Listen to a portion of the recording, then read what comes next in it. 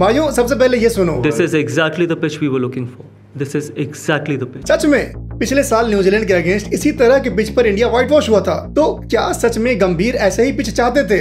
I don't think so, क्योंकि गंभीर ने कहा कि पिच में कोई डीमंस नहीं था। ये विकेट में कोई ऐसे डीमंस नहीं थे। तो पहले एक बात बताओ दोस्त कि पिच में डीमंस का मतलब क्या होता है? कि बाउंस इनकंसिस्टेंट है। ये है डे 1 का पिच। सभी ब्रॉडकास्टर्स ने बोला कि पिच ठीक ही है, पर मैच के डे 1 का पहला 2 बॉल देखो। फर्स्ट बॉल अच्छा कैरी किया और दूसरा ही बॉल इतना लो था। कोई डीमंस नहीं है गंभीर साहब, सभी इस अनइवन बाउंस से सरप्राइज थे। एक और इंस्टेंस देखो, ये डे 2 का पिच है। साउथ अफ्रीका के सेकंड इनिंग्स का तीसरा ओवर, मतलब बॉल अभी भी हार्ड है, सिमिलर टू फर्स्ट इंस्टेंस। इस लेंथ पर बॉल बहुत लो रहा। ओके, अगला ही बॉल सेम लेंथ पर अनइवन एंड शार्प बाउंस किया। कोई डीमंस नहीं है। This is dangerous. Now this has been the issue with this pitch. Commentators dangerous चिल्ला रहे, पर गंभीर साहब को यही पिच चाहिए था। वो प्रेस कॉन्फ्रेंस में कह रहे, The curator was very supportive. Confidence से बोल रहे हैं ना। लेकिन भाई लोग, अगर हम तुमको बताएं कि ये स्टेटमेंट झूठ है, क्योंकि एक्चुअली गौतम गंभीर ने कुछ और मांगा था और सुजन मुखर्जी जो chief curator of Eden gardens है, उन्होंने बिल्कुल अपोजिट पिच बना दी। हम डे 4 का टिकट बुक किए थे। जब तक हम कोलकाता पहुंचे मैच खत्म हो चुका था और इंडिया 124 जैसे छोटे टारगेट को भी चेज नहीं कर पाया। इंडिया हारा, उसका एक दुख तो है, बट प्रॉब्लम क्या है कि कोलकाता जिसे 6 साल बाद एक टेस्ट मैच होस्ट करने का मौका मिला, अब ये जो पिच कंट्रोवर्सी हुआ है, इसके बाद नियर फ्यूचर में दोबारा मौका मिलना मुश्किल है। तो क्या सुजन मुखर्जी जो ईडन गार्डन्स के चीफ क्यूरेटर हैं, उन्होंने जानबूझकर ऐसा पिच बनाया, ये जानते हुए कि पिछले साल न्यूजीलैंड के अगेंस्ट इंडिया कैसे व्हाइट वॉश हुआ? या ये गौतम गंभीर का गलती है कि इंडिया का अब होम टेस्ट में डोमिनेंस खत्म हो गया है? क्या है पूरा माजरा, आओ डिस्कस करते हैं।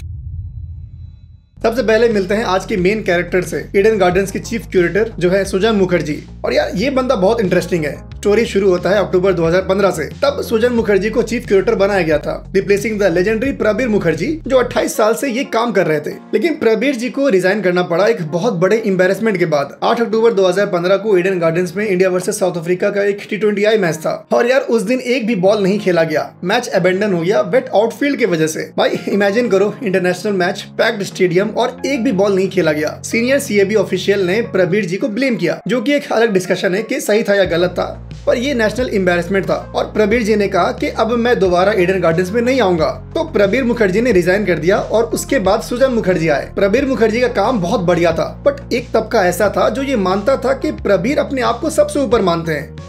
काम करने का तरीका माई वे और हाईवे। फॉर एग्जाम्पल 2012 में उन्होंने MS धोनी के स्पिन ट्रैक के रिक्वेस्ट को डिनाई कर दिया था। अब यहाँ से शुरू होता है इंटरेस्टिंग पैटर्न। सुजन मुखर्जी बिल्कुल एक टैलेंटेड क्यूरेटर है, बट उनका एटीट्यूड देखो सेम प्रबीर जी के जैसा ही है। IPL 2025 में KKR के कैप्टन अजिंक्य रहाणे ने पब्लिकली पिच को क्रिटिसाइज किया, बोला कि पिच स्पिनर्स को हेल्प नहीं कर रहा। सिंपल सा रिक्वेस्ट था कि भाई थोड़ा एडजस्ट करो पिच प्रिपरेशन में, होम टीम है, थोड़ा अकोमोडेट करो। लेकिन सुजन मुखर्जी का रिस्पॉन्स क्या था? नहीं, बिल्कुल सीधा नहीं। और सिर्फ नहीं बोला, उसने डबल डाउन कर दिया अपनी फिलॉसफी पर। बोला कि मैं स्पोर्टिंग पिचेस बनाता हूँ, ये मेरा विजन है और मैं इसको चेंज नहीं करूंगा। लेकिन यार बेस्ट पार्ट अभी बाकी है। उसने हर्षा भोगले और साइमन डॉल दोनों लेजेंडरी कमेंटेटर्स को ईडन गार्डन से बैन करवा दिया। हाँ भाई, कमेंटेटर्स को बैन कर दिया सिर्फ इसीलिए क्योंकि उन्होंने उसके पिच को, उसके काम करने के तरीके को क्रिटिसाइज किया था। दोनों का कहना था कि होम ग्राउंड पर होम टीम को एडवांटेज मिलना चाहिए। पर CAB से BCCI को एक लेटर आया और हर्षा भोगले और साइमन डॉल को ईडन गार्डन्स मैच के कमेंट्री पैनल में लिस्ट नहीं किया गया। और ये सिर्फ एक इंसिडेंट नहीं था। 2017-18 के रणजी ट्रॉफी में BCCI ने बंगाल मैच के लिए न्यूट्रल क्यूरेटर SB सिंह को भेजा था, जो स्टैंडर्ड प्रैक्टिस है।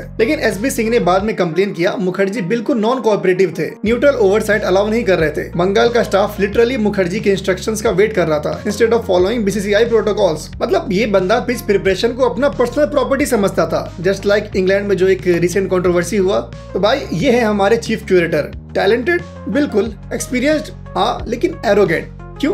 क्योंकि उनको इंस्टीट्यूशंस का बैकअप है। अब आते हैं स्टोरी के 2 मेन कैरेक्टर्स पर। एक तरफ है शुभमन गिल, इंडिया के नए और यंग कैप्टन। दूसरी तरफ है गौतम गंभीर, इंडिया के head coach, experienced, old school, अपने हिसाब से काफी रिजिड थिंकिंग रखने वाले। अक्टूबर 2025 में, मतलब साउथ अफ्रीका सीरीज से एग्जैक्टली 1 महीने पहले, शुभमन गिल ने एक पब्लिक स्टेटमेंट दिया था। उसने कहा कि we would be looking to play on wickets that offer help to both batsmen and bowlers. ये क्रिस्टल क्लियर मैसेज था। गिल बोल रहे थे कि इंडिया अब रैंक टर्नर से दूर जा रहा है। अब बैलेंस्ड पिचेस चाहिए जो स्किल्स को टेस्ट करे, ना कि कोई लॉटरी कि किसी को पता ही नहीं कि कब क्या हो जाए। और इंडियन टीम बहुत पहले से 2012 से, जैसा अभी बताए थे कि धोनी भी स्पिन ट्रैक का रिक्वेस्ट कर रहे थे।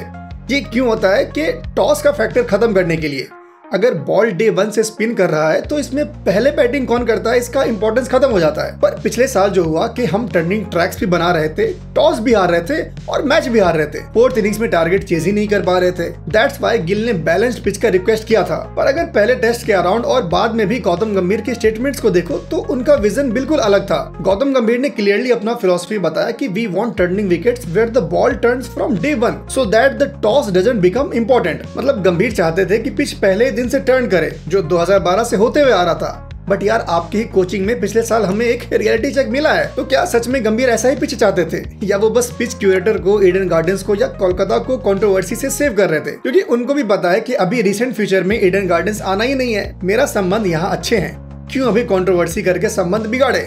होल्ड ऑन, क्यों हम ऐसा कह रहे हैं और हम टेस्ट क्रिकेट का बात कर रहे हैं? मैच वीक पर आते हैं, यहाँ से चीजें इंटरेस्टिंग होने लगता है।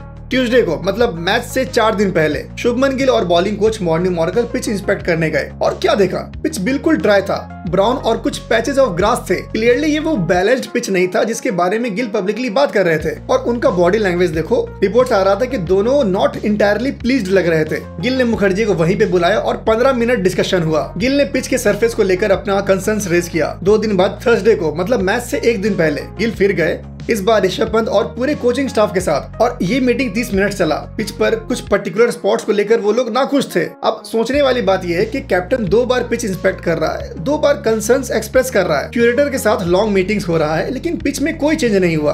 क्यों? 2 ही पॉसिबिलिटीज है, या तो गिल के पास चेंजेस इन्फोर्स करने का अथॉरिटी नहीं था, या फिर सुजॉन मुखर्जी ने गंभीर के इंस्ट्रक्शंस को माना। जैसा गंभीर ने बार बार कहा कि हमें एग्जैक्टली यही पिच चाहिए था। सौरव गांगुली जो सीएबी के प्रेसिडेंट हैं, वो पर्सनली मुखर्जी के साथ पिच इंस्पेक्ट करने गए और उन्होंने पिच को वैलिडेट कर दिया। और मैच के बाद गांगुली ने रिवील किया कि the pitch is what the Indian camp wanted. This is what happens when you don't water the pitch for 4 days. Translation, Indian coaching staff specifically Gautam गंभीर ने एक्सप्लिसिटली इस टाइप का पिच का रिक्वेस्ट किया था। लेकिन हमको ये समझ में नहीं आ रहा है जब गंभीर को पता है कि काफ़ी यंग खिलाड़ी हैं उस ड्रेसिंग रूम में, ऐसा नहीं है कि बहुत एक्सपीरियंस है इस ड्रेसिंग रूम में। अब इतना चैलेंजिंग पिच चूज करने का क्या जरूरत है? पुजारा ने सीधा बोल दिया कि ट्रांजिशन फेज का एक्सक्यूज नहीं चलेगा। और देखो पुजारा जो कहते हैं उनके बात में पॉइंट होता है। उनका कहना है कि ये ट्रांजिशन वाला एक्सक्यूज मैं बिल्कुल डाइजेस्ट नहीं कर सकता यार। इंग्लैंड या ऑस्ट्रेलिया में ट्रांजिशन की वजह से हारे तो ठीक है, समझ में आता है, लेकिन घर पे इस टीम में टैलेंट है, पोटेंशियल है भाई। फिर भी अगर घर पे हार रहे हो तो डेफिनेटली कुछ तो गड़बड़ है। अगर ये मैच एक अच्छी प्रॉपर विकेट पे होता ना तो इंडिया की जीतने के चांसेस बहुत ज्यादा थे। ऐसे रैंक टर्नर्स या बकवास ट्रैक्स पर तो हमारे चांसेस कम हो जाते हैं और अपोजिशन बराबर आ जाता है। मैच के बाद गौतम गंभीर का प्रेस कॉन्फ्रेंस हुआ और यार ऑनेस्टली ये पीक गैस लाइटिंग था। पहला स्टेटमेंट था, this is exactly the pitch we were looking for, the curator was very helpful and this is exactly what we wanted and exactly what we got. हाँ भाई बिल्कुल, 2.5 दिन में खत्म होने वाला मैच एग्जैक्टली तुम्हें चाहिए था। Makes total sense. दूसरा statement, there were no demons in this wicket, it was not unplayable. Temba Bavuma ने 50 मारा, अक्षर एंड वॉशी ने रन बनाया, पर सिर्फ बवूमा ने 50 मारा है और अक्षर वॉशी ने मुश्किल से मिलाकर 50 रन बनाया। ये तुम्हारा प्रूफ है कि पिच प्लेबल था। तीसरा statement, I still believe that irrespective of how the wicket was 123 was chaseable. अगर तुम्हारे पास सॉलिड डिफेंस है और टेम्परामेंट है then you can score runs. भाई हम भी मानते हैं कि 124 चेजेबल था, तो 11 इंटरनेशनल बैट्समैन 10 ही सही कलेक्टिवली क्यों नहीं चेज कर पाए? सबका टेम्परामेंट एक साथ खराब हो गया क्या? और सबसे बेस्ट पार्ट, गंभीर बोले more than skill in test cricket there is need for mental toughness. Classic move, blame the players temperament instead of acknowledging कि पिच में प्रॉब्लम था।